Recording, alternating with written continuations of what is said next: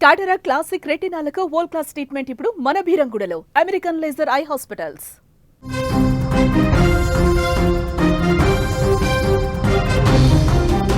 ప్రొద్దుటూరులో జరిగిన తల్లి హత్య కేసులో నిందితుడు యశ్వంత్ రెడ్డికి సంబంధించిన ఒక్కొక్క అంశం ఇప్పుడు వెలుగులోకి వస్తుంది. యశ్వంత్ తను మొదట్లో సినిమాలంటే పిచ్చని సినిమాల కోసం ట్రై చేసినట్టుగా కూడా తెలుస్తుంది. హైదరాబాద్లోని జూబ్లీ హిల్స్లో ఒక ప్రైవేట్ హాస్టల్లో స్టే చేస్తూ ఇక్కడ కోచింగ్ తీసుకుంటున్నానంటూ తల్లిదండ్రులకు చెప్పి ఇక్కడ సినిమాల అవకాశాల కోసం యొక్క వేటలో కూడా పడ్డట్టుగా తెలుస్తుంది. 3 నెలల క్రితం చెన్నైలోని సత్యభామ ఇంజనీరింగ్ కాలేజీలో యశ్వంత్ బీటెక్ పూర్తి చేశాడు. ఆ తర్వాత ఉద్యోగం కోసం హైదరాబాద్ బాట పట్టాడు. జూబ్లీ హిల్స్లోని ఒక హాస్టల్లో ఉంటూ కోచింగ్ తీసుకుంటున్నానని తల్లిదండ్రులకు చెప్పాడు. అయితే తల్లి లక్ష్మీదేవి ఆమె కూడా కొడుకు భవిష్యత్తు కోసం ప్రతి నెల హాస్టల్ ఫీజు అదేవిధంగా కోచింగ్ ఫీజు కూడా ఖర్చులను ఎంత అడిగితే అంత పంపించేది. అయితే అతను ట్రైనింగ్ పేరుతో ఇక్కడ టైం పాస్ చేస్తూ సినిమాల్లో నటించేందుకు ఇక్కడ సినిమా ప్రయత్నాలు కూడా చేసినట్టుగా తెలుస్తుంది. సన్నిహిత వర్గాలను కూడా చెప్తున్నాయి ఈ రకంగా సినిమాల పిచ్చి తనకు ఉండేది, సినిమాలో నటించడానికి అనేక ప్రయత్నాలు చేసేవాడు, ఇక్కడ రోడ్ల మీద తిరుగుతూ హైదరాబాద్లో అంటూ కూడా వారి యొక్క సన్నిహిత వర్గాల నుంచి కూడా కొంత సమాచారం అందుతుంది.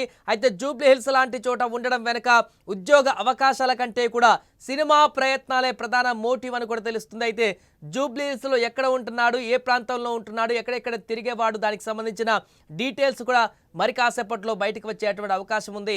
అయితే ఈ తరుణంలోనే పూర్తిగా సినిమాల అడిక్షన్ని కూడా అతను చేసుకున్నట్టుగా తెలుస్తుంది. సినిమాలు చూసేటువంటి పిచ్చి కూడా పెరిగిపోయినట్టుగా తెలుస్తుంది.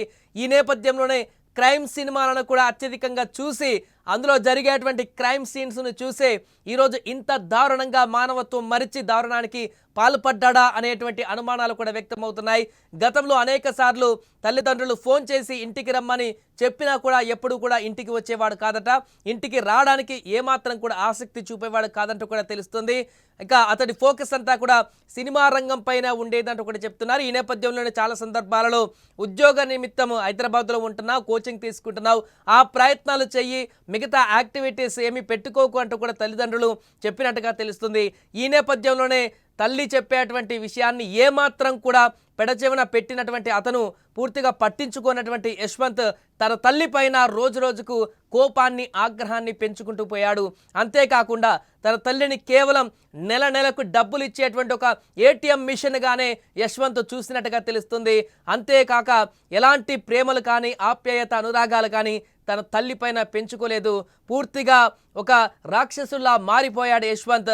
కొన్ని నెలల క్రితం కూడా అసలు ఇంటికి రావడానికి ఆసక్తి చూపించినటువంటి యశ్వంత్ని బలవంతంగా కుటుంబ సభ్యులతో కలిసి తల్లిదండ్రులు ఒక వాహనంలో హైదరాబాద్ నుంచి బలవంతంగా ప్రొద్దుటూరుకి తీసుకువెళ్ళినట్టుగా కూడా తెలుస్తుంది. అక్కడ కొంత నాటు మందు కూడా అతనికి ఇప్పించారు. తన ఆరోగ్య పరిస్థితి లేకుండా మానసిక పరిస్థితి బాగోలేదని, అనారోగ్యానికి గురవుతున్నాడని, చెప్పిన మాట వినట్లేదని, కొంత మెంటల్ బ్యాలెన్స్ తప్పుతున్నాడనేటువంటి ఉద్దేశంతో తనని బలవంతంగా అక్కడికి తీసుకువచ్చి ప్రొద్దుటూరుకి అక్కడ కొంత నాటు వైద్యాన్ని కూడా చేపించినట్టుగా తెలుస్తుంది. అయితే అక్కడ 2-3 నెలల పాటు నాటు వైద్యం తర్వాత ఇంట్లోనే ఉన్నటువంటి యశ్వంత్ ఇక నేను బాగానే ఉన్నాను, నేను హైదరాబాద్ వెళ్తాను, అక్కడికి వెళ్ళి ఉద్యోగాన్వేషణ చేసుకుంటానను అంటూ ఇంట్లో వాళ్ళను ఒప్పించి నమ్మించి లేకుంటే ఇంకా మరింతగా వారిని హింసించి అక్కడి నుంచి 2 నెలల తర్వాత హైదరాబాద్ బాట పట్టినట్టుగా తెలుస్తుంది గత కొన్ని నెలల క్రితం.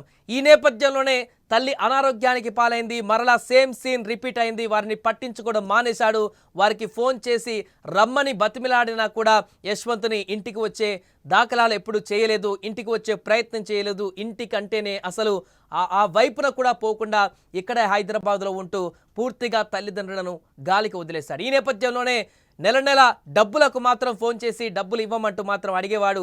ఈ నేపథ్యంలోనే తన తల్లి గత కొద్ది రోజుల క్రితం మరలా హాస్టల్ ఫీజో లేకుంటే ఇతరత్ర ఫీజుల కోసం 10,000 రూపాయలు కావాలంటూ ఫోన్ చేసి అడిగితే ఇవ్వకుంటేనైనా అలా అయినా ఇంటికి వస్తాడని ఉద్దేశించి ఆ తల్లి డబ్బులు ఇవ్వనని తెగేసి చెప్పింది. దీంతో యశ్వంత్ నేరుగా ఇంటికి వెళ్ళాడు. కానీ ఈసారి డబ్బులు తీసుకోవడానికి ఇంటికి వెళ్ళలేదు, తన తల్లి ప్రాణాలు తీసుకోవడానికి ఇంటికి వెళ్ళాడు యశ్వంత్.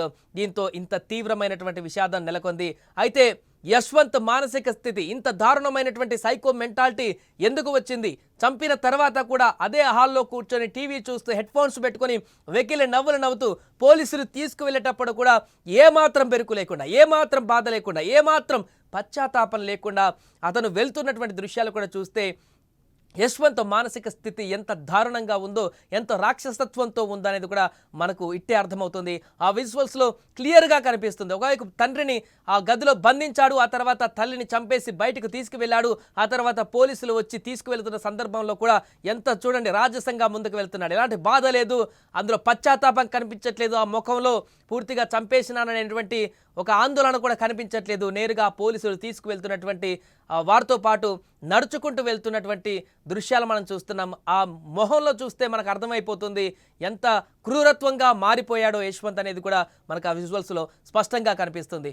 పూర్తిగా హైదరాబాద్లో తన ఆలోచన పరిధిని మార్చేశాడు, సినిమా అన్వేషణను కొనసాగించాడు. సినిమాలలో ఏ రకంగా అయినా అందులో నటించాలి, లేకుంటే సినిమాల్లోకి వెళ్ళాలనేటువంటి ఆలోచనతో ఉన్నాడు. అంతేకాకుండా తన మెంటల్ బ్యాలెన్స్ కూడా తప్పినట్టుగా తెలుస్తుంది.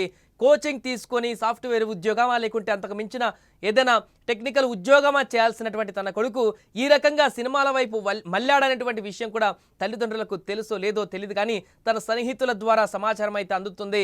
అతను హైదరాబాద్లో ఉంటూ విచ్చలవిడిగా రోడ్లపైన తిరుగుతూ కోచింగ్ విషయం పక్కన పెడితే సినిమా అన్వేషణ కోసం ఎక్కువ సమయాన్ని కేటాయిస్తూ ఇక్కడ అనవసరమైనటువంటి కార్యక్రమాలకే కూడా పాల్పడేవాడనేటువంటి విషయం కూడా తాజాగా వెలుగులోకి వస్తుంది. దీంతో సినిమా పిచ్చి కూడా యశ్వంత్కు ఈ రకమైనటువంటి దారుణాలకు చేయడానికి కారణమైందా అనేటువంటి ఒక సందేహాలు అయితే ఇప్పుడు వ్యక్తమవుతున్నాయి.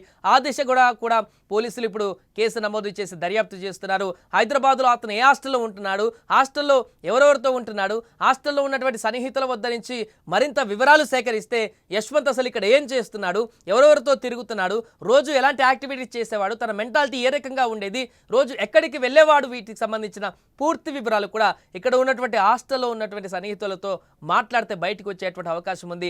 దానికి సంబంధించినటువంటి వివరాలను కూడా పోలీసులు సేకరిస్తున్నారు. దీనికి ఇక్కడ ఉన్నటువంటి వారందరితో కూడా మాట్లాడించేటువంటి ప్రయత్నం చేస్తున్నారు. దీనికి సంబంధించిన విచారణలోనే ఒక్కొక్క అంశం బయటకు వస్తుంది. తాజాగా సినిమాలు, అదేవిధంగా అంతకుముందు ఒక నాటుమందు ద్వారా తనకి చికిత్స జరిగిందనేటువంటి విషయం కూడా ఇప్పుడు వెలుగులోకి రావడంతో అయితే యశ్వంత్ హత్యకు సంబంధించినటువంటి విషయంలో అనేక విషయాలు ఒక్కొక్కటిగా బయటకు వస్తున్నట్టుగా మనకు అర్థమవుతుంది.